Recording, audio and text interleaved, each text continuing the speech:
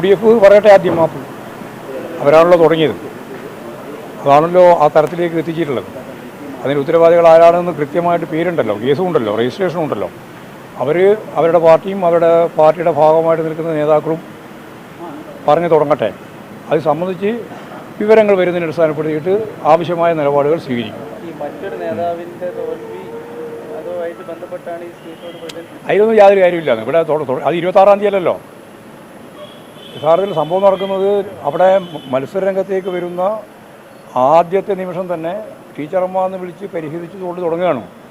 ആ തുടങ്ങിയതിൻ്റെ ഭാഗമായിട്ട് കള്ള ലെറ്റർ പാഡ് ഉണ്ടാക്കിയത് ഉൾപ്പെടെയുള്ള നിരവധി കേസുകൾ അവിടെ തന്നെ വന്നിട്ടുണ്ട്. വന്നതിൻ്റെ എല്ലാം പേരിൽ ആളുണ്ട്, ആളെ ആവശ്യമായ രീതിയിൽ കേസെടുത്തിട്ടുണ്ട്. ആ കേസെടുത്തെല്ലാം തയ്ച്ചു മാച്ച് കളയാൻ വേണ്ടിയിട്ട് അവസാനത്തെ ഒരു ശ്രമം നടത്തിയെന്ന് പറഞ്ഞിട്ട് പ്രചരണം നടത്തിക്കൊണ്ടിരിക്കുകയാണ്. അതിലൊന്നും കാര്യമില്ല. ഇവിടെ വർഗീയമായും അശ്ലീലപരമായും രണ്ടും ഉപയോഗപ്പെടുത്തിയിട്ടുള്ളത് UDF ആണ്. അതിന് പൂർണ്ണമായിട്ടും BJPയുടെ പിന്തുണയുണ്ടായി. അതാണ് നടന്നിട്ടുള്ളത്. ആ നടന്ന കാര്യം സംബന്ധിച്ചിടത്തോളം നല്ലതുപോലെ പുനഃപരിശോധിക്കട്ടെ, അവർ തന്നെ പരിശോധിക്കട്ടെ. ആ പരിശോധിച്ച കാര്യം മനസ്സിലാവും. അതിനെപ്പറ്റി ആലോചിക്കുക. അവരെന്താ പറയുന്നത് നോക്കട്ടെ. അതിൻ്റെ അർത്ഥം അവർ പറഞ്ഞാൽ പിന്നെ നമ്മളെന്തോ പറയുന്നതല്ല, നമ്മൾ പിന്നെ പറയേണ്ടി വരില്ല. അവരെന്നെ പറഞ്ഞു കഴിഞ്ഞാൽ മനസ്സിലായോ? UDF ആണ് അവിടെ വർഗീയതയും അതുപോലെ തന്നെ അശ്ലീലതയും തിരഞ്ഞെടുപ്പിൻ്റെ ഭാഗമായിട്ട് പ്രചരിപ്പിച്ചത്. അവർക്കാണെങ്കിൽ നല്ല ഈ റിക്കാർഡെല്ലാം ഉണ്ടാക്കിയ നല്ല ശീലമുണ്ട്.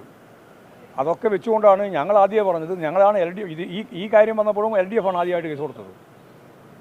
LDF ആണ് പരാതി നൽകിയത്. അതുകൊണ്ട് അതിൻ്റെ അകത്ത് ഞങ്ങൾക്കൊന്നും മറച്ചു വെക്കാനില്ല. ഇപ്പോൾ വല്ലാതെ രീതിയിൽ ഇങ്ങനെ പറഞ്ഞുകൊണ്ട് ഒരു കാര്യമില്ല. നിങ്ങളെല്ലാം ചർച്ച ചെയ്തിട്ടുണ്ട്. ഞങ്ങൾക്കതിൽ യാതൊരു പ്രശ്നമില്ല. ഞങ്ങളതിൻ്റെ ഗുണഭോക്താവല്ല. വർഗീയതയുടെയും അതുപോലെ തന്നെ അശ്ലീല ചോദ്യയുടെയും ഒന്നും ഗുണഭോക്താക്കൾ ഇടതുപക്ഷ ജനാധിപത്യ മുന്നണിയോ CPM അല്ല. ഞങ്ങൾ കൃത്യമായ നിലപാട് സ്വീകരിച്ചിട്ടുണ്ട് വർഗീയതക്കെതിരായിട്ട്. അത് BJPക്കെതിരായിട്ടും ഭൂരിപക്ഷ വർഗീയതയും ന്യൂനപക്ഷ വർഗീയതക്കെതിരായിട്ടും നിലപാട് ഞങ്ങൾ സ്വീകരിച്ചിട്ടുണ്ട്. ഒരു ഭാഗത്ത് ഭൂരിപക്ഷ വർഗീയതയും വേറൊരു ഭാഗത്ത് ന്യൂനപക്ഷ വർഗീയതയും രണ്ടിനെയും ചേർത്തിട്ടുണ്ട് UDF, അതുപോലെ തന്നെ BJPയും. ഈ കേരളത്തിൽ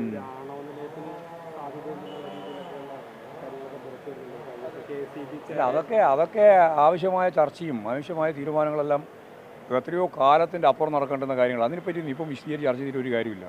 ആണവ നിലയം ഉണ്ടാക്കാൻ വേണ്ടി ഇവിടെ പുറപ്പെടുക കേരളത്തിൽ. ഞാൻ പറഞ്ഞതൊക്കെ മനസ്സിലായില്ല മലയാളം. ഞാൻ പറഞ്ഞതെന്നാ, ആണവ നിലയം പോലെയുള്ളൊരു കാര്യം കേരളത്തിൽ ചർച്ച ചെയ്യപ്പെടണമെങ്കിൽ അതിൻ്റെ ആവശ്യമായ രീതിയിലുള്ള എല്ലാ തലങ്ങളും ഗൗരവപൂർവ്വം ആലോചിച്ചിട്ട് മാത്രമേ സാധിക്കുള്ളൂ. അല്ലാണ്ട് ഓരോരാൾ പറയുന്നതിനനുസരിച്ച് ചർച്ച ചെയ്യാൻ പോവാ ആണവ നിലയം സംബന്ധിച്ച്. അതേക്കട്ടെ, വരട്ടെ, ചർച്ച ചെയ്യട്ടെ, ആവശ്യം വരട്ടെ, എല്ലാ കാര്യം വരട്ടെ, എല്ലാവരുമായിട്ട് ചർച്ച ചെയ്യുക, എല്ലാ മാധ്യമങ്ങളുമായിട്ടും ചർച്ച ചെയ്യുക, എല്ലാവരോടും ചർച്ച ചെയ്യട്ടെ.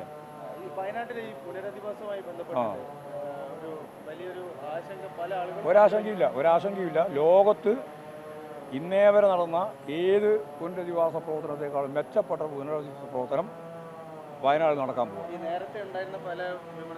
അത് നേരത്തെയുള്ള ഞാൻ പറഞ്ഞു, പുതുതാ പറഞ്ഞത്. ഞാൻ മലയാളം പറഞ്ഞറിയാം.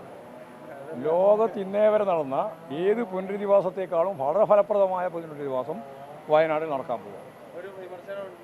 അല്ല, വിമർശനമൊക്കെ നിങ്ങൾക്ക് എപ്പോഴെങ്കിലും വിമർശനം ഒഴിവാക്കാൻ പറ്റുമോ?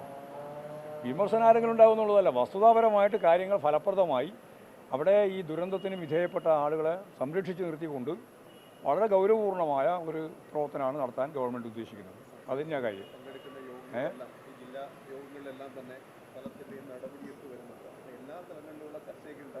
ഇല്ല, നടപടി കാര്യങ്ങൾ സംഘടനാപരമായ കാര്യമാണ്. ഇല്ല.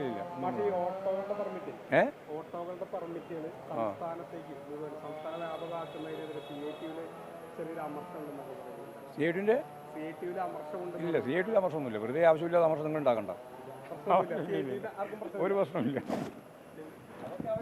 ഉള്ള പ്രശ്നങ്ങളൊക്കെ പരിഹരിച്ചോളൂ. നിങ്ങളതിന് ഭയപ്പെടണ്ട കേട്ടോ.